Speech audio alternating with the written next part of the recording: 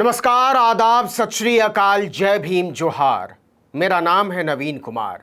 जिस नफरत की पुड़िया नुपुर शर्मा को बचाने में भारत की सरकार ने, दिल्ली पुलिस ने, भारतीय जनता पार्टी ने, टीवी चैनलों ने पूरी ताकत झोंक डाली, नैतिकता में आग लगा दी, उस नुपुर शर्मा को देश की सबसे ऊंची अदालत ने नाप कर रख दिया है। इतना ही नहीं, टीवी चैनलों के वो जाहिल, मूर्ख, संवेदनहीन, नफरती, अराजक और बेशर्म संपादक और एंकर जो हिंदू मुसलमान के नाम पर बार बार अपने गंदे, घिनौने और लिजलिजे इरादों का इजहार करते रहते हैं, उन्हें भी सुप्रीम कोर्ट ने नंगा करके रख दिया है। अदालत ने भाजपा को मिली सत्ता की ताकत को जमहूरियत को रौंदने का लाइसेंस समझ लेने वालों पर जो टिप्पणियां की हैं, वह सत्ता, मीडिया और सिस्टम के गठजोड़ के नापाक इरादों को तार तार करती हैं। जो लोग नुपुर शर्मा को अभिव्यक्ति की आजादी के नाम पर उनकी जाहिलियत और नफरती सोच को जायज ठहराने की कोशिश कर रहे थे, उनका चेहरा आज लटका हुआ है।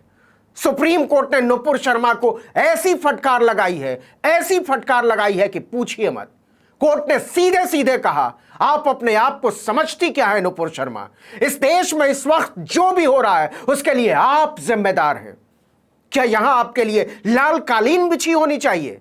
जब आप किसी के खिलाफ शिकायत करती हैं तो उस आदमी को तत्काल गिरफ्तार कर लिया जाता है, लेकिन आपके दबदबे की वजह से कोई भी आपको छूने की हिम्मत नहीं करता। पैगंबर साहब पर नुपुर शर्मा की टिप्पणी के बाद सरकार और पुलिस के रवैये के संदर्भ में कोर्ट ने मोदी सरकार के इरादों को भी तार तार करके रख दिया है। कोर्ट ने कहा कि इससे नुपुर शर्मा के जिद्दी और घमंडी चरित्र का पता चलता है। इससे क्या फर्क पड़ता है कि आप एक पार्टी की प्रवक्ता हैं, वो सोचती हैं कि उनके पास सत्ता की ताकत है और वो कानून के खिलाफ जाकर कुछ भी बोल सकती हैं। यह टिप्पणी सीधे सीधे मोदी सरकार पर थी। आपको बता दें कि नुपुर शर्मा की याचिका पर ही सुप्रीम कोर्ट में सुनवाई चल रही थी, लेकिन उन्हें अंदाजा नहीं रहा होगा कि अदालत जब कानून का पाठ पढ़ाने उतरेगी तो भाजपा, भारत सरकार, दिल्ली पुलिस, टीवी चैनल और खुद नुपुर शर्मा को मुंह छिपाने की जगह नहीं मिलेगी। सबसे पहले 10 बिंदुओं में गौर करें कि अदालत ने कैसी कैसी टिप्पणियां की हैं नुपुर शर्मा, उनकी टिप्पणियों, मोदी सरकार के रुख और दिल्ली पुलिस की नौटंकीबाजी को लेकर। एक, आपकी जुबान ने पूरे देश में आग लगा दी है। जिस तरीके से नुपुर शर्मा ने देश भर में लोगों की भावनाएं भड़काई हैं और देश में जो भी हो रहा है उसके लिए केवल वही जिम्मेदार है। 2, आपको टीवी पर जाकर पूरे देश से माफी मांगनी चाहिए, वो भी बिना किसी शर्त के। 3, कोर्ट ने नफरत की खेती करने वाले टीवी चैनलों की भी घंटी बजा डाली है। कोर्ट ने कहा कि जब मामले पर सुनवाई चल रही है तो किसी टीवी चैनल को और आपको इस पर बहस करने की क्या जरूरत है। कोर्ट ने विवादित बहस को दिखाने वाले टीवी चैनल टाइम्स नाउ और दिल्ली पुलिस को फटकार लगाते हुए कहा कि दिल्ली पुलिस ने क्या किया, हमें मुंह खोलने पर मजबूर मत कीजिए। टीवी डिबेट किस बारे में थी? इससे केवल एक एजेंडा सेट किया जा रहा था। उन्होंने ऐसा मुद्दा क्यों चुना जिस पर अदालत में केस चल रहा है?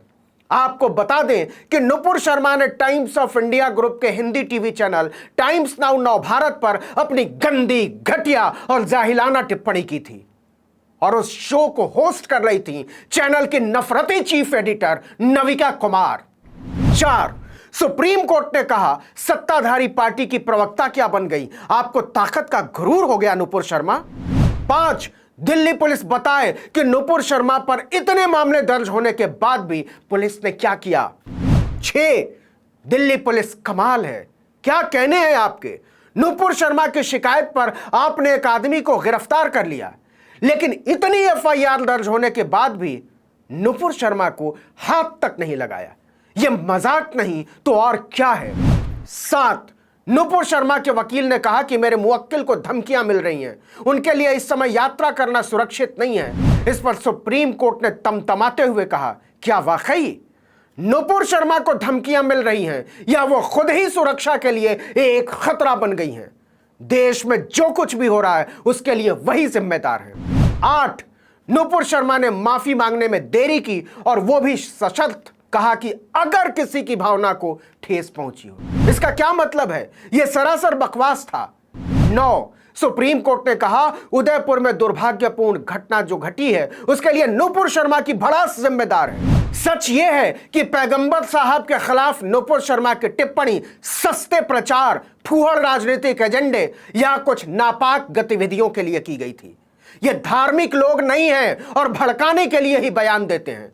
ऐसे लोग दूसरे धर्म की इज्जत नहीं करते। हमने देखा है कि बहस के दौरान नूपुर ने कैसे उकसाने वाली बात कही, उसके बाद भी वो कहती हैं कि मैं एक वकील हूं। यह शर्मनाक है। नूपुर को पूरे देश से माफी मांगनी चाहिए। और 10, नूपुर शर्मा के वकील ने कहा कि नूपुर पुलिस को जांच में सहयोग कर रही हैं, भाग नहीं रही हैं। इसके जवाब में कोर्ट ने हंटर बरसाते हुए कहा, जरूर आपके लिए तो वहां लाल कालीन बिछी होगी ना।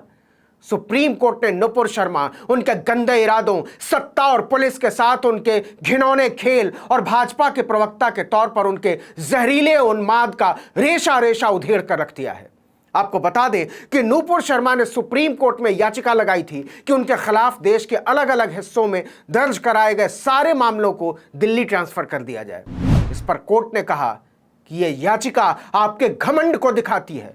आप लोअर कोर्ट की जगह सीधे सुप्रीम कोर्ट पहुंच गई। देश भर के मजिस्ट्रेट कोर्ट आपके लिए छोटे हैं। कोर्ट की फटकार के बाद नूपुर शर्मा के वकील मनिंदर सिंह ने कहा कि नूपुर अपने बयान पर माफी मांग चुकी हैं और उन्होंने इसे वापस भी ले लिया। इस पर कोर्ट ने सख्त रवैया अपनाते हुए कहा कि मजाक मत कीजिए, माफी मांगने तक बहुत देर हो चुकी थी। उसमें भी अगर मगर लगाकर होशियारी दिखाई गई। हम इसे समझते हैं। हम इस बात का बिल्कुल आदेश नहीं दे सकते कि नूपुर के खिलाफ दर्ज सभी मामलों को दिल्ली ट्रांसफर कर दिया जाए। इसके बाद नूपुर के वकील ने याचिका वापस ले ली।